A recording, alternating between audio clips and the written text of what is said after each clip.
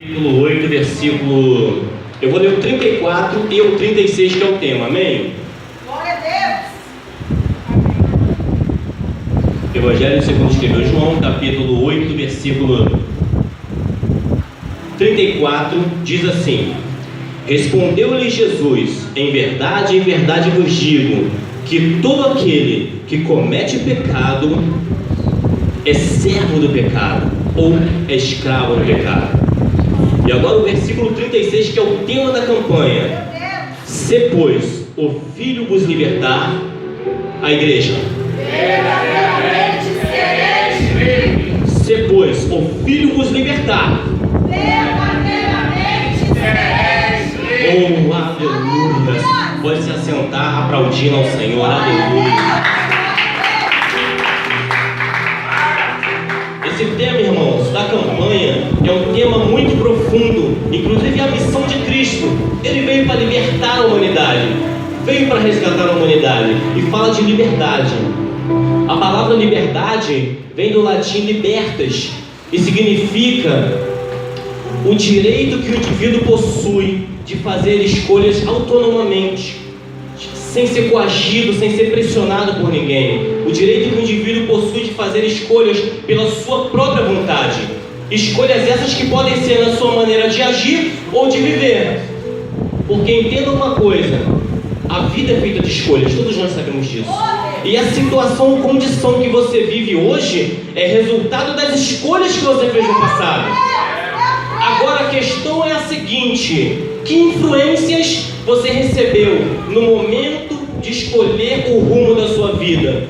Eu pergunto que influências você recebeu, porque segundo Émile Durkheim, que é considerado o pai da sociologia da educação, todos nós somos influenciados pelo meio que nós vivemos, por pessoas ou pela sociedade na qual a gente está inserido. De uma maneira ou de outra, tudo à nossa volta nos influencia. O que tem influenciado as suas escolhas? Você evoluiu com as suas escolhas? Ou você continua remoendo os erros do passado? Ouça isso. Uma frase muito interessante que eu ouvi e guardei: enquanto o passado for presente, não tem espaço para o futuro.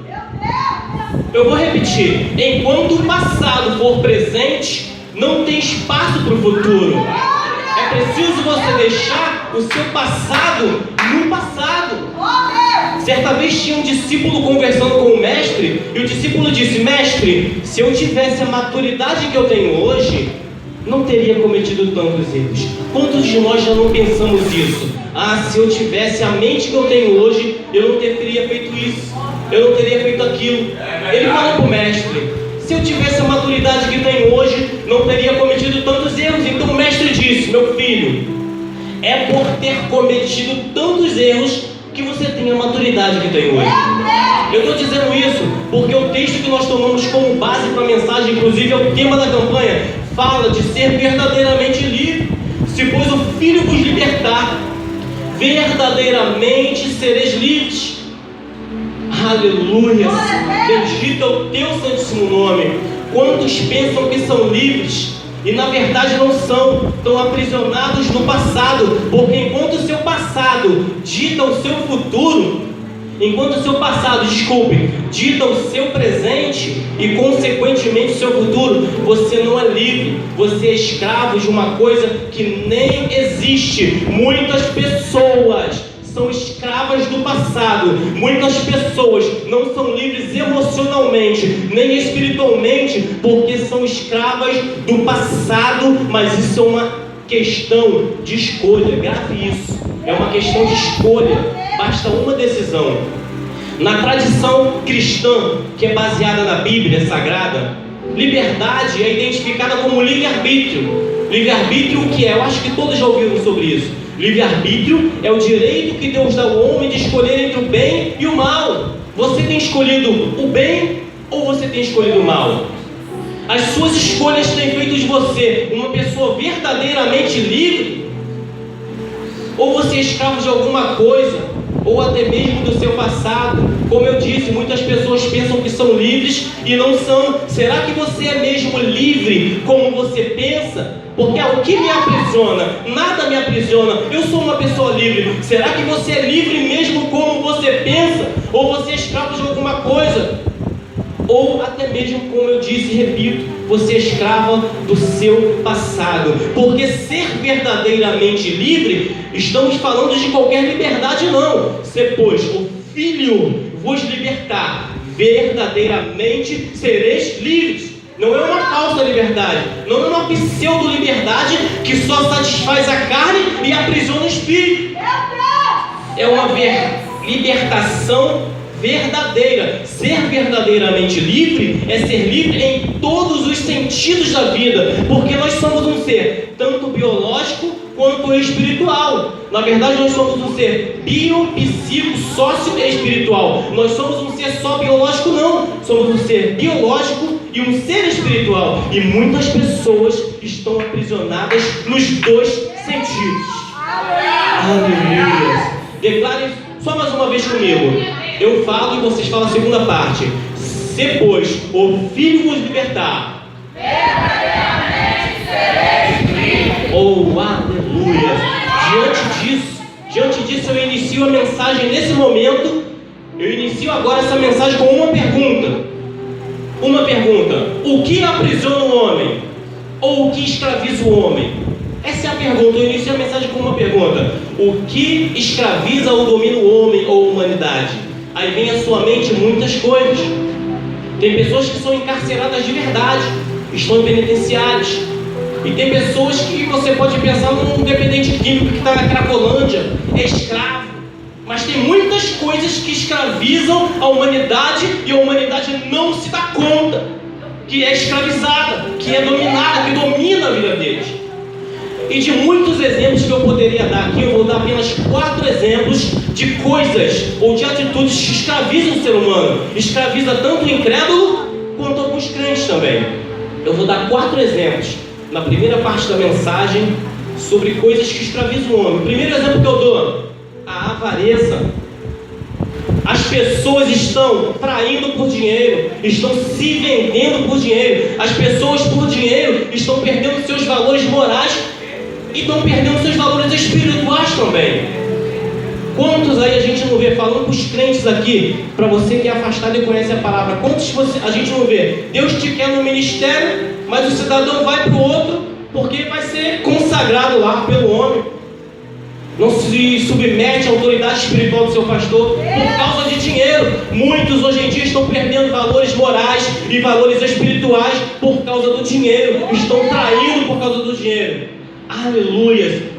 Isso é muito ruim. Isso assola a humanidade. Guerras acontecem por causa do dinheiro. A humanidade, boa parte da humanidade é escrava do dinheiro.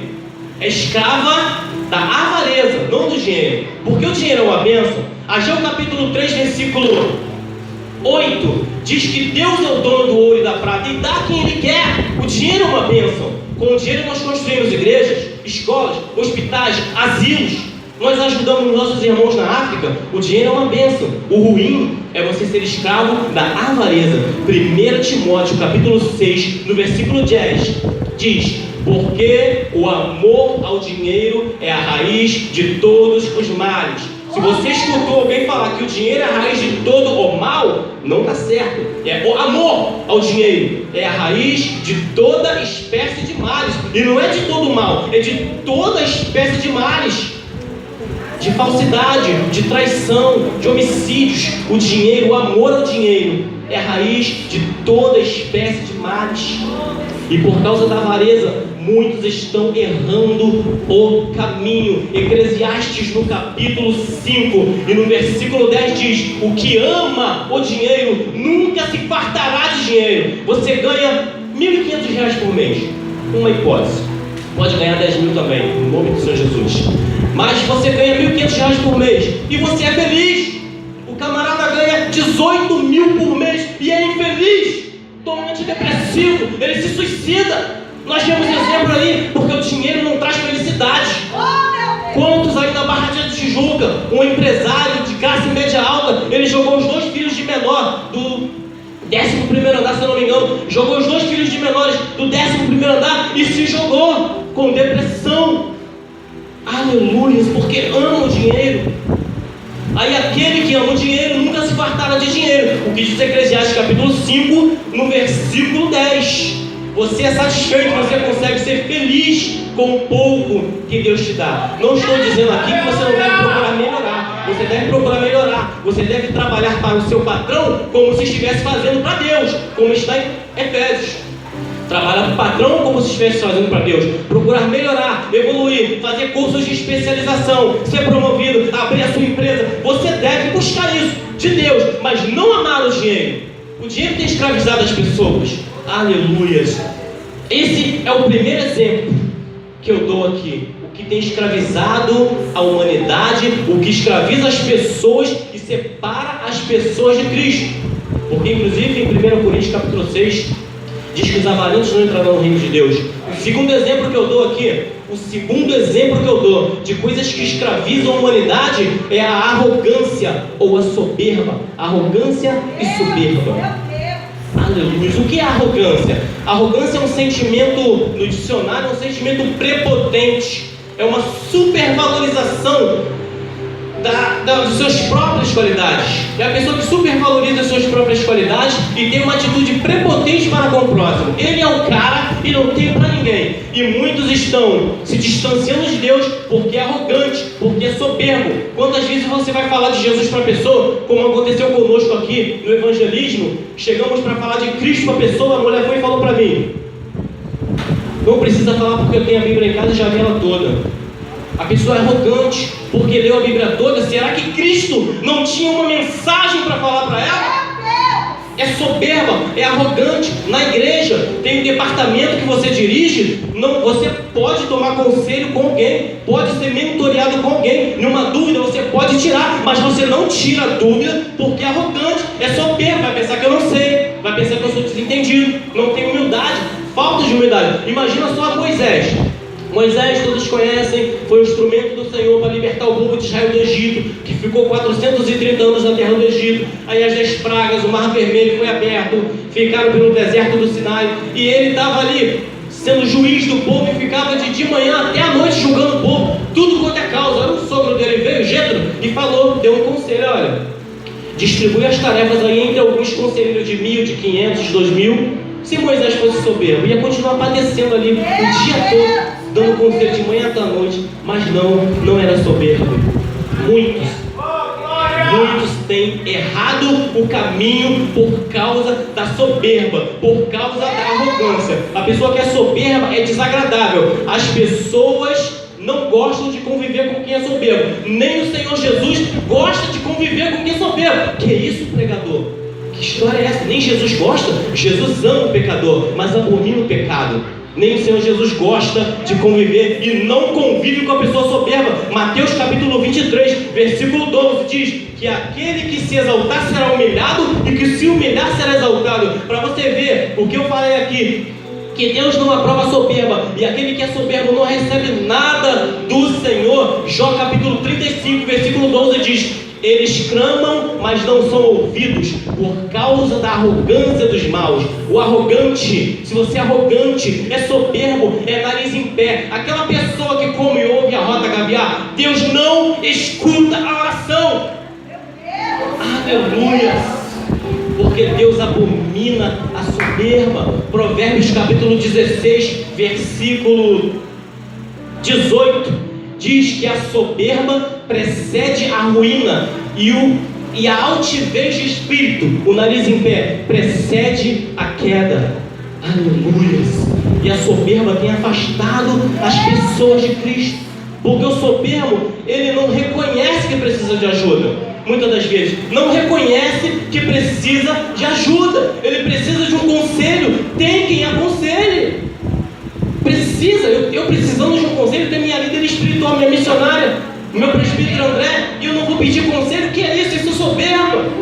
Provérbios 15, 22, que onde faltam os conselhos, os projetos saem em vão. Muitas vezes, por não tomar um conselho com a pessoa correta, por ser soberbo e arrogante, os seus projetos saem em vãos. E esse é o segundo exemplo que eu dou. O primeiro foi a avareza, a soberba. O segundo exemplo que eu dou é a falta de amor.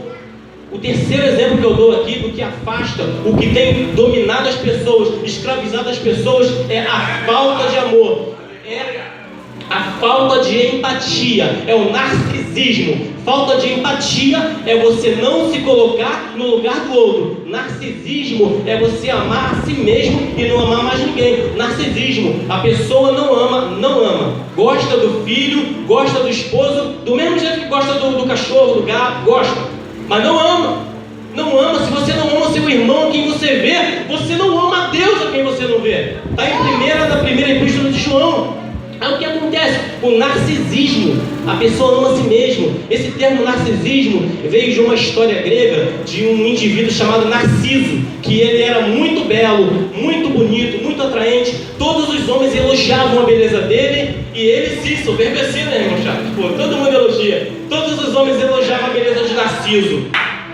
As donzelas caíam de amores por ele, queriam conquistar Narciso, mas ele era tão belo e todos elogiavam que ele se achava bom demais e não achava uma concorrente, ou uma pretendente, na verdade, desculpe, uma pretendente que estivesse à altura de toda a beleza e formosura dele. Então ele não amava ninguém, amava só ele mesmo. A determinado dia ele foi num bosque, quando chegou para beber água num riacho de águas, ele viu uma imagem que arrebatou o coração dele. Ele se apaixonou pelaquela imagem. Era a imagem dele mesmo. Ele se apaixonou de uma forma tão forte, tão grandiosa, pela imagem que ele viu na fonte, que ele nunca mais se distanciou daquela fonte. Tamanho foi o amor dele por aquela imagem. Igreja, era a imagem dele. E ele morreu de fome ali. Essa é a história de Narciso. Narcisismo, amar a si mesmo. Mas nós estamos nos últimos tempos. O Senhor Jesus, no Sermão do Monte, Mateus capítulo 24, no versículo 12, ele disse que por se multiplicar a iniquidade, o amor de muitos esfriará. E como o amor tem se esfriado, a falta de amor está atingindo casamentos. A pessoa que troca alianças com você, que você faz ali uma promessa, um compromisso, um pacto de amar essa pessoa, de honrá-la, de respeitá-la para o resto da vida, e você não está amando mais. A falta de amor atingiu casamentos e a falta de amor tem invadido as igrejas, porque o amor, entendam, o amor não é expresso por palavras, mas o amor, ele é evidenciado, ele é expresso por ações. Não adianta falar de amor, mas não agir com amor. Não adianta eu falar para minha esposa que eu a amo, mas eu não respeitá-la. Eu tomar uma decisão sem consultar minha esposa, como se eu fosse sozinho, como se ela não existisse. Não adianta eu falar de amor e quando chegar uma pessoa aqui precisando de oração, precisando que eu até jejue pela vida dele, eu não faço um jejum pela vida do irmão, eu não visito a casa do irmão, eu não faço uma oração. Quando o irmão precisa de uma cesta básica, a gente não se mobiliza. A falta de amor tem invadido os lares, os casamentos, invadido algumas igrejas. Aleluia. E pela falta de amor, muitos estão errando o caminho. Agora, o quarto exemplo que eu dou de coisas que aprisionam, que tem escravizado a humanidade, é a falsidade, o engano. A falsidade, o engano. No dicionário, falsidade é o seguinte: é qualidade do que é falso, característica daquilo que é contrário à verdade, ou que da verdade se aproxima apenas na aparência. Isso é falsidade. Se aproxima da verdade, parece verdade, apenas na aparência, engano. E com a falsidade, o engano tem escravizado as pessoas. Por causa do engano, muitos estão se desviando do caminho, que é o Senhor Jesus Cristo. Aleluia.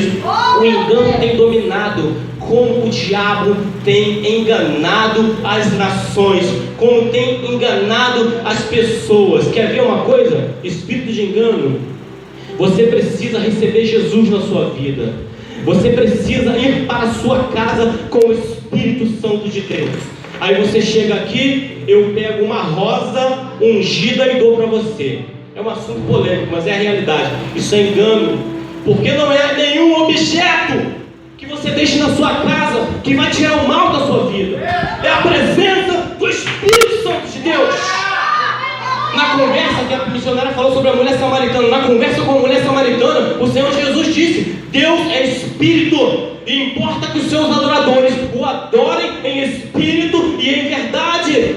Hebreus capítulo 11 diz que a fé é o firme fundamento das coisas que não se veem e a certeza das coisas que se esperam. Isso é fé, é te ensinar a ter fé legítima e verdadeira em Cristo, não me engano. Te dá uma fitinha para tirar o mal da sua vida. O que tira o mal da sua vida é Jesus Cristo. Aleluia. Como o engano tem entrado na vida das pessoas. Aleluia. Como as pessoas têm tido falta de amor. 2 Timóteo, no capítulo 3, no versículo 1 e 2, diz que nos últimos dias sobrevirão tempos trabalhosos, porque haverá homens amantes de si mesmos, avarentos. Eu vou ler esse versículo. Ó, se a igreja pode abrir comigo aí, por favor? 2 Timóteo, capítulo 3, versículo 1 e 2. A segunda epístola de Timóteo, que o apóstolo Paulo escreveu para o jovem pastor, capítulo 3, versículo 1 e versículo 2. Eu ia citar, mas eu vou ler esse aqui, presbítero. Eu vou ler esse aqui. Sabe, porém, isto, que nos últimos dias, tenha certeza, nós estamos nos últimos dias. Sabe, porém, isto, que nos últimos dias sobrevirão tempos trabalhosos, porque haverá homens amantes de si mesmos, avarentos, presunçosos, soberbos, blasfemos, desobedientes a pais e mães, ingratos, profanos.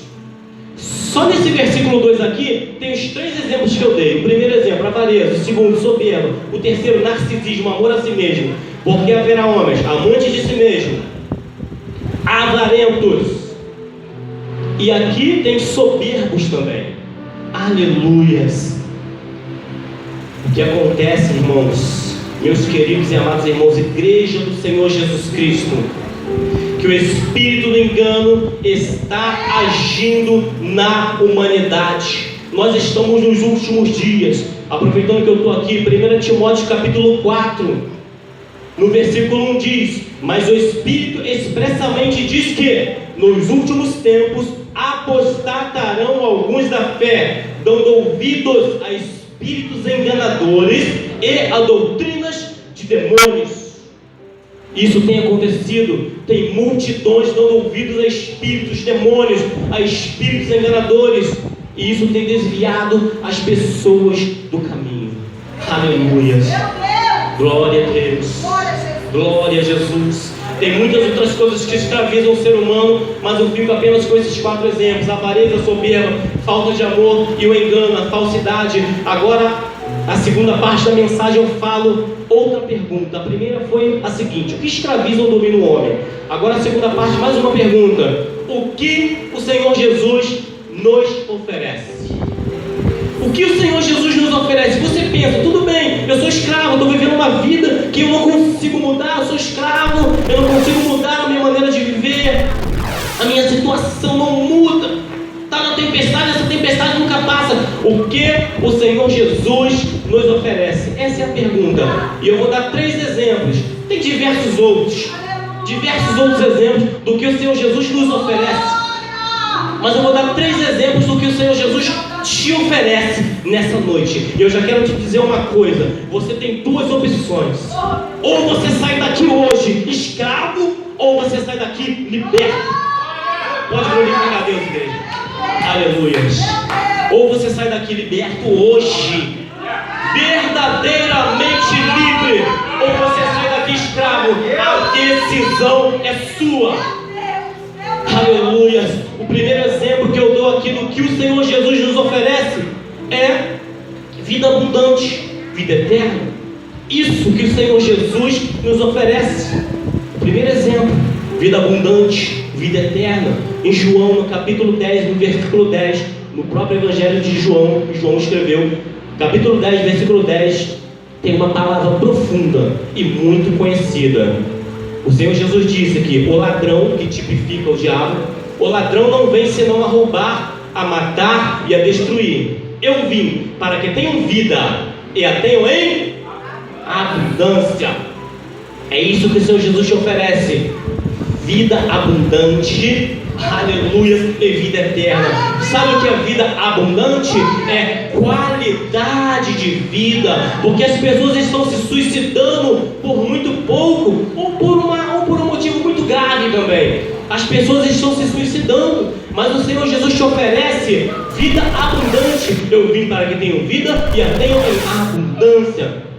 É qualidade de vida que o Senhor Jesus te concede, porque quando Ele entra na nossa vida, Ele nos concede os frutos do Espírito Santo do Senhor, que estão em Gálatas capítulo 5, versículo 22. Os frutos do Espírito Santo do Senhor vão estar na sua vida. São eles: amor, alegria, paz, longanimidade, benignidade, fidelidade, bondade, fé, mansidão, temperança. O Espírito Santo do Senhor te dá alegria, uma alegria que não tem como explicar. Te dá paz, te dá mansidão, te dá domínio próprio. Os frutos do Espírito Santo se manifestam na sua vida, e assim o Senhor Jesus te dá vida com abundância, qualidade de vida e vida eterna. Na conversa com a mulher samaritana que foi tirar a água do poço, capítulo 4, versículo 13 e versículo 14, o Senhor Jesus disse para a mulher samaritana: aquele que beber dessa água do poço aí que você está tirando, mulher, aquele que beber desta água aí tornará a ter sede, mas o que beber da água que eu lhe der não terá sede, porque a água que eu lhe der se tornará nele uma fonte de água que jorre para a vida eterna. Aleluia! O Senhor Jesus te concede vida eterna e vida abundante. O segundo exemplo aqui, já partindo por causa do horário, o segundo exemplo que eu dou do que o Senhor Jesus te concede, além de vida eterna e abundante, um novo nascimento. Mas como assim um novo nascimento? É um novo nascimento. É mudar toda a sua forma de ser, toda a sua existência. Novo nascimento. O Senhor Jesus certa vez conversou com o príncipe dos fariseus, com Nicodemos. Glória a Jesus, aleluia. Ele conversando com